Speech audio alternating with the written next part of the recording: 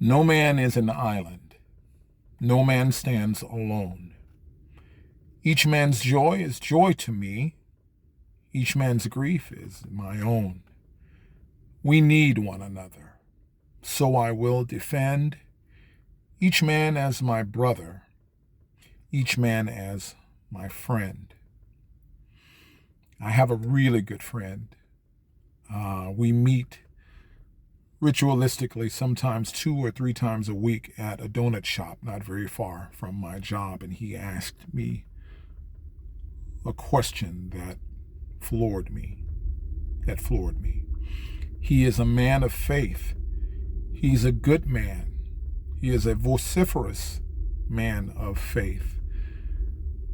You see it in the way he conducts himself. You see it in the way that some things he will say, some things he will not say.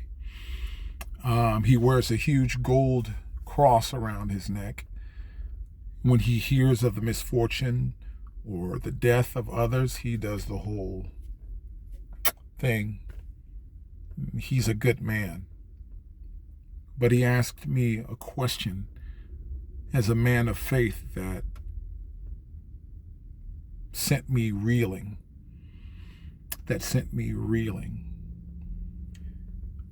I had to know, does he know? Is he aware of the contradiction in his question?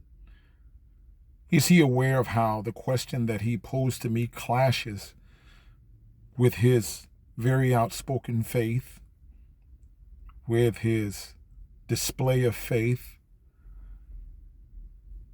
And it hit me that no, he doesn't know. Otherwise, he never would have asked me this question.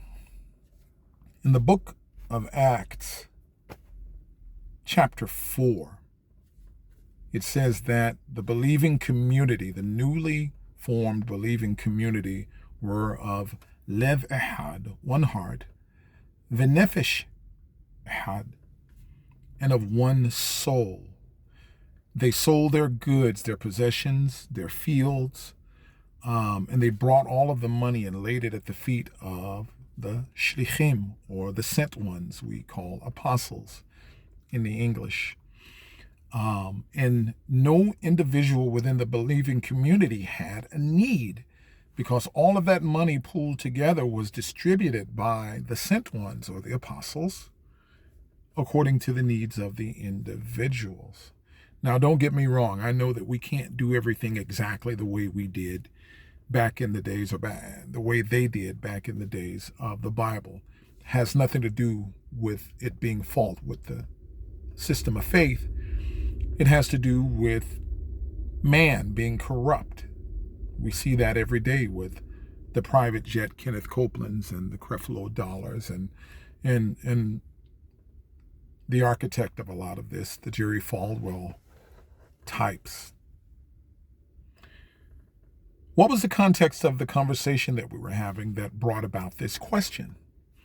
We were talking about the state of the nation with the subsidies for health care set to expire. Many people's premiums will double, if not triple. Some people, to the tune of 16 million people, will be out of health care, period. We talked about the SNAP program and how some 40 million people will go hungry. A good number of those are elderly, and they are children. And then he asked me the question, as a believer. He said, but are you affected? But are you okay? Because I'm good. And the only thing that I could think to myself was, doesn't he know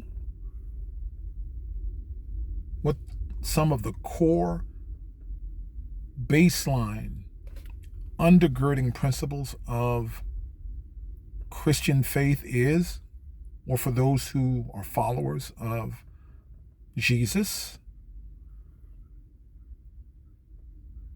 But then he would have to know, I would think, based on his appearance, based on his speech. But sadly, he, like a lot of others, don't know what was one of the major bugaboos of Jesus. What was one of the things that irked him more than anything? You can find it right in Scripture. He talked about the righteous people of his day, most of whom he dismissed as people who love to stand on the corners and pray long prayers so that they can be heard by men, or they wear the longest tassels so they can appear the most pious and so they can be seen by men. He said, you neglect the weightier matters of the Torah in favor of man-made traditions in some cases. You neglect the widow, the fatherless, the most vulnerable within your society. Those are the things that are near and dear the heart of the first century Jesus of Nazareth, and near and dear to the heart of the God of Jesus of Nazareth. But yet, my friend, he's a good man. He doesn't seem to know. He doesn't seem to know. How serious was the offense against not caring about others and being selfish? Well, in Acts chapter 5, you have a husband and wife, Hananiah and Shapira, who chose to sell their goods, but only half do what they should do. So Hananiah took half of the money, and then he brought a certain amount of it and gave it to the apostles, and they said, more or less, is this the whole amount? He said, yes, he lied.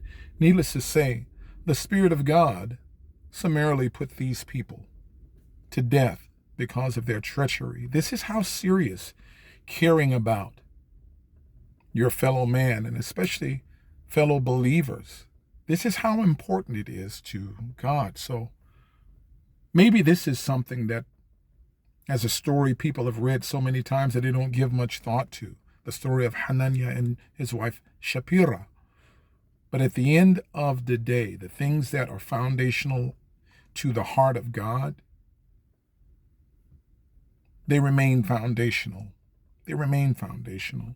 And if these things don't matter to you, maybe you need to reassess, like my friend does. Mishesh lo ozen yishama.